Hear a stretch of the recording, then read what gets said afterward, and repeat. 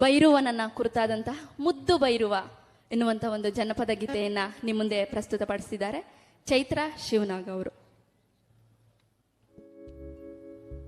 ಮುದ್ದು ಭೈರವ ಸ್ವಾಮಿ ಉರಿ ಗದ್ದುಗೆ ಏರುವಾಗ ಸಿದ್ಧರ ಶಿವಮಠಕ್ಕೆ ಬೆಳಗಾದೋ ಕೋಲಣ್ಣ ಕೋಲೆ